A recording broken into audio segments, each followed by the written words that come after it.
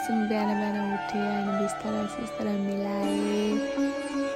आज चाहिँ हाम्रो सबैभन्दा ठुलो festival Dashain. Happy Dashain all of you, सबैजनालाई धेरै माया। यो चाहिँ मेरो आजको आउटफिट मैले लगाउँदैछु। मैले चाहिँ मेकअप गर्न लागि मेकअप चाहिँ अलिकति टचअप मलाई त्यस्तो मेकअप चाहिँ आउँदैन।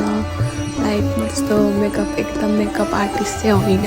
मलाई हल्का फुल्का चाहिँ आफ्नो लागि चाहिँ जे होस् म आफै गर्छु होइन। मैले उल्टा प्रिपेयर गर्न मलाई बिन्दीले छुट्टै देखिन्छ कि बिन्दीलाई छुट्टा दिन्छु म चाहिँ। नमस्कार लगाएँ मैले नाकमा सिकाउँछु चाहिँ गरिबका गेडी निस्किन्छ हामी चाहिँ रेडी भएर हामी बाहिर निस्क्यौँ अनि बोल्ड गऱ्यौँ। अनि त्यसैमा आमाले मलाई फोन गर्नुभयो, एकछिन बोल्ड कुरेँ होइन। अनि आमाले मलाई आशीर्वाद दिनुभयो, टिका लगाइदिनुभयो।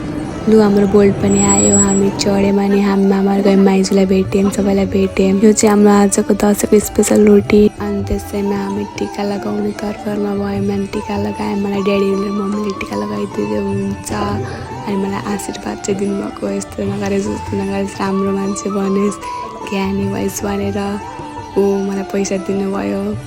मलाई आज डबल पैसा पऱ्यो मम्मी। अनि त्यसै मलाई मामा, ठुलो मामा अनि माइला मामा, माइजू गएर टिका लगाइदिँदै हुनुहुन्छ, टिका लगाइदिनु भयो मलाई अनि आशीर्वाद पनि दिनुभयो। अनि के म त मक्क परिन्छु कि त्यहाँ सबैले मलाई डोक गर्नुभएको सबैले।